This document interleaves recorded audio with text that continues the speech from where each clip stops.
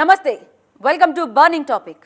Social media కాదు, ఇది social cruel factory. Yes, కుట్రలు, కుతంత్రాలు, వ్యక్తిత్వ హననం ఇక్కడతోనే ఆగిపోలేదు. మానవ సంబంధాలను కూడా మసకబారుస్తోంది ట్రోలింగ్ అనే సామాజిక జాడ్యం.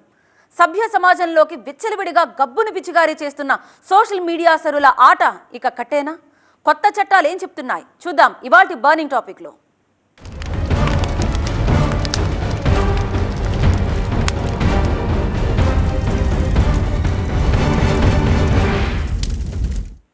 మొదట్లో సమాచార పంపిణీ కోసం మొదలైంది, క్రమక్రమంగా ఫేక్ ప్రచారాలతో ముదిరింది.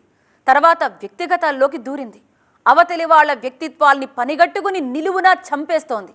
మానసికంగా ఓచకోతలు కోస్తోంది. అక్కడితోనే ఆగిందా?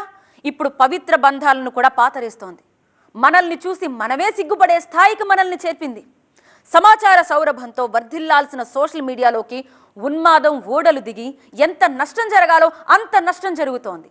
సోషల్ మీడియా అరాచకాలకు అంతులేని పరాకాష్ఠల్ని మనం ఇప్పుడు నోరెళ్ల పెట్టుకుని చూస్తున్నాం. కానీ చైతన్యాలుడిగి అచేతనంగా ఉండిపోయామా? చెయ్యి దాటిపోయిందని ఎవరికి వాళ్ళు చేతులెత్తేస్తున్నామా? మరి నెట్టు మీద పడి ఇతరుల వ్యక్తిత్వాల్ని భోంచేస్తున్న బకాసురుల ఆట కట్టేదెలా?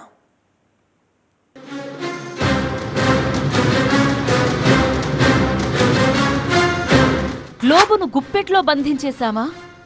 గబ్బును మనసుల్లోకి జొప్పిస్తున్నామా?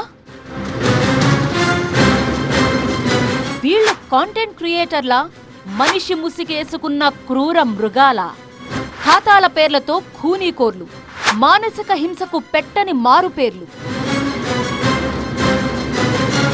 విశృంఖలంగా వ్యాపిస్తున్న సోషల్ క్రూయల్ ఫ్యాక్టరీ. మోడ్రన్ ఎరాలో పుట్టుకొచ్చిన అనేక విప్లవాల్లోకెల్లా సామాజిక మాధ్యమం అనేది అతి గొప్ప విప్లవం. అది మొదలయ్యాకే ప్రపంచాన్ని పిడికిట్లో బంధించేశాం. మనకిక తిరిగే లేదని సంబరపడిపోయాం. కానీ ఆ రోజులన్నీ ఒకప్పటివి. ఇప్పుడు అదే సామాజిక మాధ్యమం సామాజిక దరిద్రంగా మారి సామాజిక స్ఫూర్తే లేకుండా చేసింది. మనం మనుషులవన్న ఇంగితాల్ని పూర్తిగా మర్చిపోయేలా చేసింది. కరడుగట్టిన ఉన్మాదులే కాంటెంట్ క్రియేటర్లుగా మారి సోషల్ మీడియా ఉద్దేశాలకే పాతరేస్తున్నారు. వావి వరసలు మరిచి మానవ సంబంధాల్ని మంటగలిపి ఉన్నత వ్యక్తిత్వాలపై బురద జల్లడమే నైజంగా నడుస్తున్నారు. టోటల్గా సోషల్ మీడియా సమూహం ఒక సోషల్ క్రూయల్ ఫ్యాక్టరీగా మారి నెత్తుటి చుక్కలేని మానసిక హింసను ప్రొడ్యూస్ చేస్తోంది. వీళ్ల వికృత చేష్టలకు, వీళ్లు పెట్టే పోస్టులు, వీడియోలకు ఎంతమంది మానసికంగా కుంగిపోయి బలిపీఠాలెక్కుతున్నారో లెక్కే లేదు. ఒక హనుమంతు మీకు కావాల్సినంత ఫన్ ఇస్తానంటూ ఫన్వంతుడిగా మారాడు. తర్వాత వాడు నెట్లో చేసిన అరాచకాన్ని చూసి ప్రపంచం మొత్తం నివ్వెరపోయింది. వీణ్ణా మనం ఇన్నాళ్ళు లైక్లు, ఫార్వర్డ్లు కొట్టి పెంచింది, పోషించింది? వీణ్ణా మనం వ్యూస్ పెంచి పైసలిప్పించి ఇంత పెద్దోణ్ణి చేసింది అని షాక్ అవుతోంది నెటిజనం. నెట్లో దొరికిన ఒక చిన్న వీడియోని ఆధారంగా చేసుకుని Hanumanth and he's team dark comedy పేరిట చేస్తున్న సెక్షువల్ అబ్యూజింగ్ బూమరాంగ్ అయి సోషల్ మీడియాలో ఉన్న టోటల్ గబ్బు మీద ఫోకస్ పెరిగేలా చేసింది. తండ్రి కూతురి సంబంధాన్ని కూడా ఒక సెక్షువల్ యాక్టివిటీగా ప్రెజెంట్ చేసి కామపు మాటలతో పీక్కు తిన్న చిత్తకార్తె కుక్కల్లాంటి ఈ మాయదారి గుంపు ఇప్పుడు పోలీసుల కంట్రోల్లో ఉంది. పిల్లల ఫోటోల్ని, వీడియోల్ని షేర్ చేసే అలవాటుంటే వెంటనే ఆపేయాల్సిన ఎమర్జెన్సీ సిచ్యువేషన్ ఇది. క్రియేటివిటీ పెరుగుతుందని, టెక్నాలజీ అప్డేట్ చేసుకుంటారని ఆశించి సరదాగా వాళ్లతో రీల్స్ చేయించి పోస్ట్ చేయించే పేరెంట్స్ అందర్నీ భయపెట్టి చంపేస్తున్న ఉదంతం ఇది. కానీ ఇదొక శాంపిల్ మాత్రమే. అటువంటి బోలెడన్ని మురికి వీడియోలకు, ముతక కాంటెంట్కు ఇతడే సృష్టికర్త. ప్రణీత్ హనుమంత్, ఇతడికి ఆది, డిఎన్ఆర్ అనే ఇద్దరు జిగిరి దోస్తులు. డార్క్ కామెడీ పేరుతో వీళ్ళిచ్చే రన్నింగ్ కామెంటరీ ఎన్నాళ్ల నుంచో చాలా ఫేమస్. లక్షలాది మంది చూస్తున్నారు, ఆనందిస్తున్నారు, లైకులు కొడుతున్నారు అనే సాకుతో ఈ గుంపు చేస్తూ పోతున్న అరాచకాలు అన్నీ ఇన్ని కావు. సినిమాలకు రివ్యూల పేరుతో వీళ్లు రాసే రాతల నిండా రోతలే. సెక్స్, విమెన్, చిన్నపిల్లలే వీళ్లకు కాంటెంట్ ఇచ్చే రూట్లు. ప్రైవేట్ లైఫ్లో కూడా మాట్లాడుకోలేనన్ని ఎల్ వర్డ్స్, ఎఫ్ వర్డ్స్, ఎం వర్డ్స్ వీళ్ల మాటల్లో బహిరంగంగా దొర్లుతాయి. శృతిమించి మితిమీరి గతి తప్పితే ఆనక జైలు పాలవుతామని తెలిసినా వీళ్ల విశృంఖలత్వం ఆగేది కాదు. చిల్ అండ్ ఫన్ అనే అడ్డగోలు పేర్లు పెట్టి జుగుప్సాకరమైన మాటలతో చెలరేగిపోతూనే ఉంటారు. ఇప్పుడు ఈ తండ్రి కూతురి వీడియో ది బాటిల్ గాడ్ అనే వ్యక్తి పోస్ట్ చేస్తే అది కాస్త హీరో సాయిధరమ్ తేజ్ దృష్టికి వెళితే అతను ప్రభుత్వాధినేతల్ని ట్యాగ్ చేస్తూ రీపోస్ట్ చేస్తే అప్పుడు గాని అధికార యంత్రాంగం కదిలి రాలేదు. హనుమంత్ టీం మీద కేసులు రిజిస్టర్ కాలేదు. సారీ, తప్పైపోయింది, క్షమించండి అని వేడుకున్నా ఫలితం లేదు. ఎందుకంటే సమాజం అతడినొక చీడ పొరుగు కిందే జమకట్టేసింది. ఇంతటి లేఖితనంతో వీడియోలు చేస్తూ దాన్నే ఒక వృత్తిగా కొనసాగిస్తున్న హనుమంత్ కూడా స్లమ్ డాగ్ ఏమీ కాదు. అతడి తండ్రి ఒక ఐఏఎస్ అధికారి, తల్లి ఎంఏ సైకాలజీ చేసి బాలల హక్కుల కోసం పనిచేసిన వ్యక్తి. ఇంతటి ఉన్నతమైన వాళ్లకు పుట్టినా ఇలా కనీస సామాజిక స్పృహ లేకుండా పేట్రేగిపోతున్నాడంటే మిగతా ఆవారా యూట్యూబర్ల మానసిక పరిస్థితి ఏంటి? హనుమంత్ లాంటి చీడ పురుగులు సోషల్ మీడియాలో ఇంకా ఎంతమంది ఉన్నట్టు? సాయిధరమ్ తేజ్ లాంటి విజువల్ బ్లోయర్లు లేకపోతే వీళ్ల ఆట కట్టే మార్గం ఎక్కడా? ఫేస్బుక్, గూగుల్ ఇలాంటి సంస్థలతో కూర్చొని సంప్రదింపులు చేసి కంటెంట్ అప్లోడ్ సమయంలోనే ఫిల్టరేషన్ చేసే విధంగా కూడా మార్గదర్శకాలు తీసుకురాబోతూ ఉంది. సో ఎలాంటి కంటెంట్ అయినా కూడా అబ్జెక్షనబుల్ కంటెంట్ ఉంటే కనుక అప్లోడింగ్ టైంలోనే అడ్డుకునే విధంగా ఏదైతే కాపీరైట్కు సంబంధించి వైలేషన్స్ ఉంటాయో అదే విధంగా కంటెంట్ అప్లోడ్ చేసేటప్పుడు దాంట్లో అబ్జెక్షనబుల్ కంటెంట్ ఉంటే అది టెక్స్ట్ ఫార్మేట్లో ఉన్నా, ఇమేజ్ ఫార్మేట్లో ఉన్నా, వీడియో ఫార్మేట్లో ఉన్నా కానీ సో దానిని స్టార్టింగ్ ఇనీషియల్ స్టేజీలోనే అడ్డుకట్ట వేసే విధంగా కూడా కొన్ని మార్పులు రాబోతూ ఉన్నాయి. కాబట్టి సోషల్ మీడియాలో చట్టాల పరంగా తప్పు చేస్తే శిక్ష పడుతుంది అన్న భయం అనేది ప్రతి ఒక్కరికి ఉండాలి. దానికి తగ్గట్లు ఆల్రెడీ చట్టాలు వచ్చి ఉన్నాయి. సో ఇక నుంచి ఒళ్ళు జాగ్రత్త పెట్టుకుని ప్రవర్తించాల్సిన అవసరం ఉంది. ఇప్పుడు హనుమంత్ చేసిన చైల్డ్ అబ్యూజివ్ కమెంట్స్ తో చర్చల్లోకి వచ్చిన సోషల్ మీడియా చాలా కాలం నుంచి సభ్య సమాజం ముంగిట దోషిగా బోన్లో నిలబడే ఉంది. కుట్రలు, కుతంత్రాలు, వ్యక్తిత్వ హననం వీటన్నిటికీ సోషల్ మీడియానే ఇప్పుడు మెయిన్ కేర్ ఆఫ్ అడ్రస్. సెలబ్రిటీల నుంచి చోటా నేతలు, కార్పొరేట్ల వరకు సోషల్ మీడియా వేదికగా మానసిక హింస పేట్రేగిపోతోంది. కానీ బాధితుల ఆర్తనాదాలు వినేదెవడు? సామాజిక మాధ్యమంలో ఈ మురుగును కడిగేదెవడు?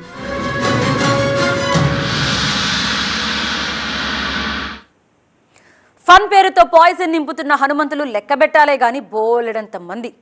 సినిమా, రాజకీయం ఇలా సమాజంలో అన్ని కార్నర్స్ని కెలికేస్తున్నారు. వీళ్ల అరాచకాలతో జనరేషన్లే ఖర్చయిపోతున్నాయి. ప్రభుత్వాలనే మార్చగల సత్తా ఉన్న సోషల్ మీడియా కొత్త తరాన్ని మాత్రం కలుషితం చేస్తోంది.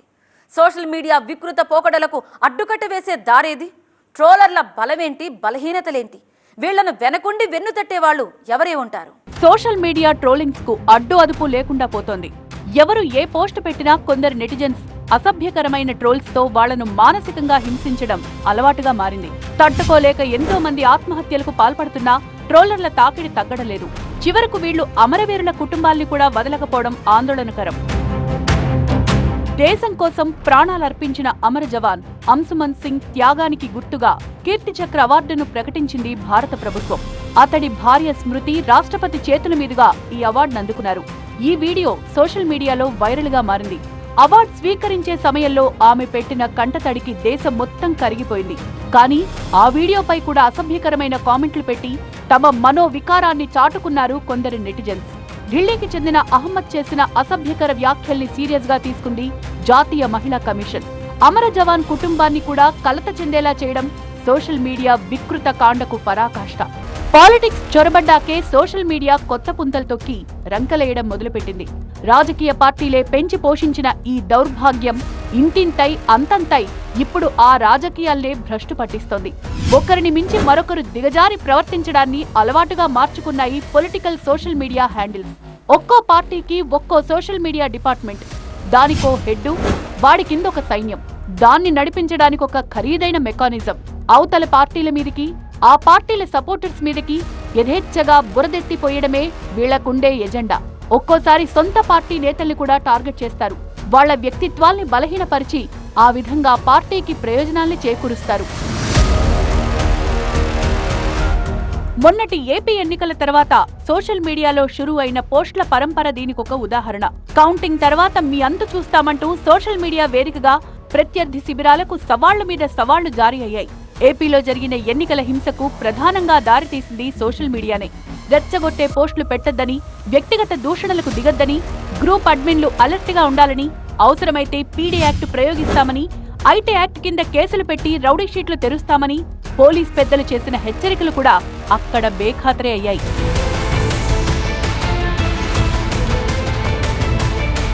ఎన్నికల సందడి ముగిసిన తర్వాత కూడా పొలిటికల్ పార్టీల సోషల్ మీడియా హ్యాండిల్స్ మరింత రెచ్చిపోయాయి. ఈ పోస్టులన్నీ ఎవరి ప్రోద్బలంతో పెడుతున్నారు, ఎవరి అండాదండా చూసుకుని వీళ్ళిలా రెచ్చిపోతున్నారు అనేది ఓపెన్ సీక్రెట్. సినిమా రంగాన్నైతే ట్రోలింగ్ పీడ పీల్చి పిప్పి చేస్తూనే ఉంది. డీప్ ఫేక్ వీడియోతో స్టార్ హీరోయిన్ రష్మికను రచ్చకీడ్చి ఆమె కెరీర్ ని, ఆమె క్యారెక్టర్ ని కంబైన్డ్ గా అటాక్ చేశాడో సోషల్ మీడియా ఉన్మాది. వైరల్ ఇన్ఫెక్షన్ వచ్చినప్పుడు నీటిలో హైడ్రోజన్ పెరాక్సైడ్ కలిపి పీల్చాలంటూ హెల్త్ టిప్ ఇచ్చినందుకు ట్రోలింగ్ బారిన పడింది స్టార్ హీరోయిన్ సమంత.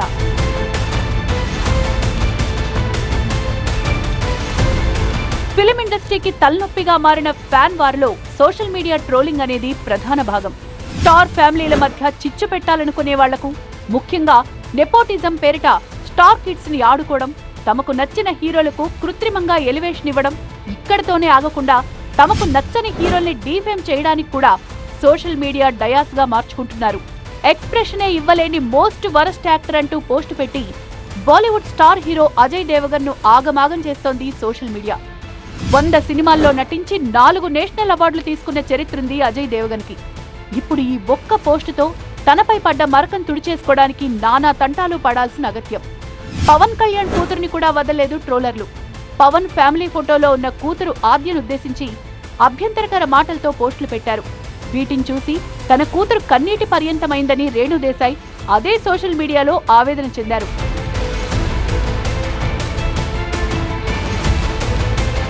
కానీ ట్రెండింగ్ లో ఉండాలన్న యావతోనే కొందరు సెలబ్రిటీలు ట్రోలింగ్ ని ఎంకరేజ్ చేస్తారన్న మాట కూడా ఉంటుంది.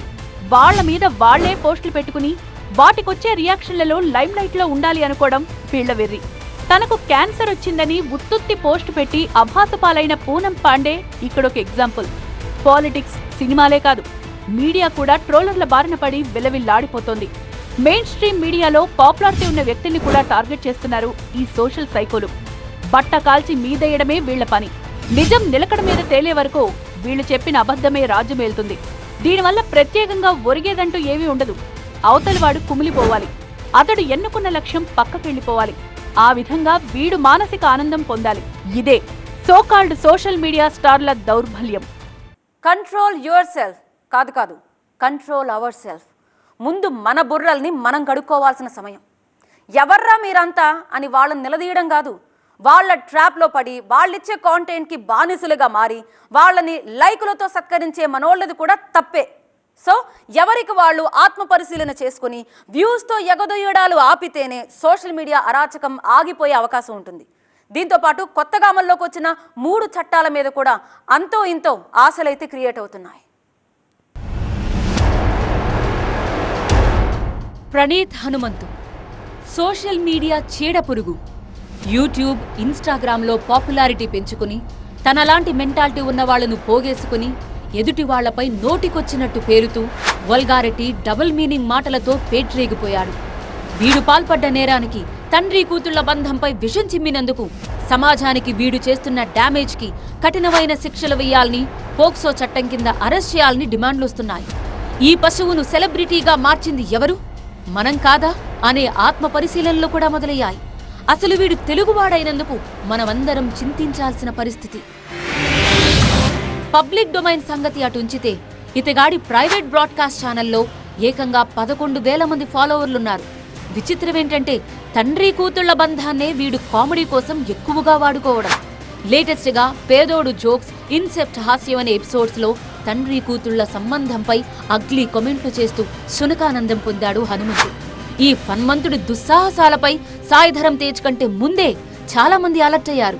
వీణ్ణి ఎట్టి పరిస్థితుల్లోనూ వదలొద్దు అంటూ ట్వీట్ పెట్టి సమాజాన్ని అలర్ట్ చేశాడు hero Manchu Manoj. Praneeth alias Hanumanthu. ఇతడిలోని talent ని గౌరవిస్తూ మనోళ్లు సినిమా ఛాన్స్లు కూడా ఇచ్చేశారు. సుధీర్ బాబు హీరోగా నటించిన యాక్షన్ థ్రిల్లర్ హరోం హరలో బుజ్జులు అనే క్యారెక్టర్లో కనిపించాడు ఈ సోషల్ మీడియా సైకో. తమ సినిమాల ప్రమోషన్స్ కోసం హనుమంతుకి ఇంటర్వ్యూలు ఇచ్చిన నాని, కార్తికేయ లాంటి కొందరు హీరోలు ఇప్పుడు పశ్చాత్తాపడుతున్నారు. డార్క్ కామెడీకి, రోస్ట్ వీడియోలకు కేర్ ఆఫ్ ఒక్క ప్రణీత్ హనుమంతేనా? కాదు, సెర్చ్ ఇంజిన్ అడగాలే గాని వేల మంది ఫన్ మంతులు కనిపిస్తారు. ఫన్ కోసం వెతకడం, ఆ ఫన్ కోసమే బతకడం, బూతులు తిట్టడం, తిట్టించుకోవడం, ఇదే ఒక ప్యాషన్ గా మారిన ఇవాల్టి యువతకు ఆశ్రయమిచ్చేది సోషల్ మీడియాలోని ఈ డార్క్ కామెడీ ఛానల్సే. ఖరీదైన పేరెంట్స్ ఉండి బరువైన పాకెట్ మనీ ఎంజాయ్ చేసే చిన్నపిల్లలు ఇటువంటి వీడియోలతో వచ్చే చీప్ ఎంటర్టైన్మెంట్కే ఎక్కువగా అట్రాక్ట్ అవుతారు. ఈ బలహీనతే ఫన్ మంత్ లాంటి అరాచకాలకు ఆసరా. వీళ్లు కొట్టే లైకులే పెట్టుబడి. అడల్ట్ కాంటెంట్ చూడొద్దు, బాడీ షేమింగ్ చేయొద్దు, మానవ సంబంధాల్ని అవమానపరచొద్దు లాంటి మాటలు రుచించనంత స్థాయికి వీళ్లను తీసుకెళ్లిపోయాయి డార్క్ కామెడీ వెబ్సైట్లు. తాజాగా ప్రణీత్ హనుమంతు ఏదైతే చిన్న పిల్లల మీద అసభ్యకరంగా వీడియో చేసేసి చాలా దారుణంగా దిగజారి ప్రవర్తించడం జరిగిందో, సోషల్ మీడియా కంటెంట్ పరంగా రెగ్యులేషన్ లేకపోతే ఎదుర్కొంటున్న పరిణామాలకి ఇది ఒక ఎగ్జాంపుల్గా చెప్పుకోవచ్చు. చాలామంది అనుకుంటూ ఉంటున్నారు డార్క్ కామెడీ అని చెప్పేసి రకరకాలుగా వేరే వాళ్ళని అబ్యూజ్గా మాట్లాడుతూ కంటెంట్ క్రియేట్ చేస్తే కనుక లక్షల మంది చూస్తూ ఉన్నారు కాబట్టి మన సెలబ్రిటీస్ అయిపోయాయి అని చెప్పేసి భావిస్తూ ఉన్నారు.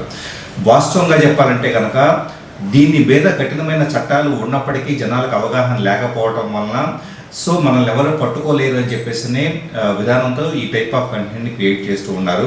ఖచ్చితంగా సోషల్ మీడియాలో ఈ టైప్ ఆఫ్ కంటెంట్ మహిళలను కావచ్చు, చిన్నపిల్లలను కావచ్చు, ఇంకా చెప్పాలంటే ప్రతి ఒక్కరిని అబ్యూజివ్గా కంటెంట్ క్రియేట్ చేయడం అనేది చేస్తే కనుక శిక్షార్హం అవుతాము. ఒళ్ళు దగ్గర పెట్టుకుని కంటెంట్ క్రియేట్ చేయాలని చెప్పేసి విధంగా ఈరోజు మనకు చట్టాలు వచ్చినాయి. 7-8 ఏళ్లుగా సోషల్ మీడియాలో జరుగుతున్న వ్యక్తిత్వ హననం, సామాజిక వినాశనం మరెక్కడా జరగలేదు. కేంద్ర హోంమంత్రిగా అమిత్ షా అనని మాటల్ని అన్నట్టుగా చూపించిన ఘనత కూడా ఈ సోషల్ మీడియాదే. గతంలో మతాంతర వివాహం చేసుకున్న జంటకు పాస్పోర్ట్ ఇప్పించినందుకు బీజేపీ నేత సుష్మా స్వరాజ్ని కూడా బూతులు తిట్టారు. రామాయణ, మహాభారతం లాంటి పురాణాల్లో క్యారెక్టర్లను కూడా కించపరుస్తూ కామెంట్లు పెట్టారు. నెట్లో పుట్టే ఫేక్ న్యూస్ ని, జరుగుతున్న ట్రోలింగ్ ని తట్టుకోలేక ఆత్మహత్యలకు పాల్పడ్డ బాధితులు ఉన్నారు. సోషల్ మీడియాలో జరుగుతున్న ఉన్మాదాన్ని సుప్రీంకోర్టు కూడా సీరియస్ గా తీసుకుంది. చట్టాల్ని కట్టుదిట్టం చేయాలన్న ఆదేశాలు కూడా వచ్చేశాయి. లేటెస్ట్ అమల్లోకి వచ్చిన చట్టాల్లో పూర్తిగా కూడా ఆన్లైన్ కంటెంట్లో అబ్యూజివ్గా కంటెంట్ క్రియేట్ చేస్తే పనిషబుల్ అఫెన్సెస్ కింద కన్సిడర్ చేసేలాగా కొన్ని అమెండ్మెంట్స్, కొన్ని రకాల చేంజెస్ తీసుకురావడం జరిగింది. ప్లస్ వాట్సాప్లో కానీ వీటన్నిటిలో కానీ ఎవిడెన్సెస్, సోషల్ మీడియా ప్లాట్ఫామ్స్లో ఉండే కంటెంట్ అంతా కూడా కోర్టుల్లో ఎవిడెన్సెస్గా కన్సిడర్ చేసే విధంగా కూడా మార్పులు తీసుకురావడం జరిగింది. సోషల్ మీడియా కంటెంట్లో ట్రోలింగ్ చేయటం, వేరే వాళ్ళని అబ్యూజివ్గా కామెంట్లు చేయటం, వేరే వీడియోస్ని ఈరోజు చూస్తున్నాం ఇన్స్టాగ్రామ్ రీల్స్లో వేరే వాళ్ళ రీల్స్ని తీసుకొచ్చేసి అభ్యంతరకరంగా కొంతమంది మహిళలను అయితే కనుక వాళ్ళని దిగజార్చే విధంగాను, వాళ్ళని సెక్స్ వర్కర్స్గా కన్సిడర్ చేసే విధంగాను, ఈ విధంగా విపరీతంగా ట్రోలింగ్ చేస్తూ కంటెంట్ అనేది తీసుకొస్తూ ఉన్నారు. వీటన్నిటికీ అడ్డుకట్ట వేసే ప్రయత్నాలు అయితే దేశవ్యాప్తంగా జరుగుతూ ఉన్నాయి. టెక్నాలజీ అనే కత్తికి 2 వైపులా పదునుంటుంది. దాన్ని ఎలా ఉపయోగించుకోవాలనేది మన చేతిలోనే ఉంది. సోషల్ మీడియా కూడా అలా పుట్టిన బలమైన సామాజిక ఆయుధమే. మన దేశంలో 75 కోట్ల మంది ఇంటర్నెట్ వాడకందారులుంటే వీళ్లలో 46 కోట్ల మంది సోషల్ మీడియాను ఫాలో అవుతున్నారు. సగటున రోజుకు 2.5 గంటల పాటు సోషల్ మీడియాలోనే గడుపుతున్నట్టు, నెలలో 29 గంటల పాటు యూట్యూబ్ వీడియోలు చూస్తున్నట్టు, ఫేస్బుక్తో 24 గంటలు, ఇన్స్టాగ్రామ్లో 20 గంటలు గడుపుతున్నట్టు ఓ సర్వే లెక్కుంది. మన దేశంలో ప్రభుత్వాలనే మార్చగలిగేంత సత్తా ఉంది సోషల్ మీడియాకు. సెలబ్రిటీల్ని సామాన్యులుగా మార్చగలిగేది, సామాన్యుల్ని సెలబ్రిటీలుగా మార్చగలిగేది సోషల్ మీడియా ఒక్కటే. ఎవ్వరికైనా ఒక్క సెకండ్లో స్టార్డమ్ తీసుకురాగలదు. మరొక్క సెకండ్లో అదే స్టార్డమ్ను సున్నాకు చేర్చి నేలకేసి కొట్టగలదు. ఫుట్పాత్ మీద బిర్యానీలు అమ్ముకునే కుమారి ఆంటీ ఇక్కడ ఒక చక్కటి ఉదాహరణ.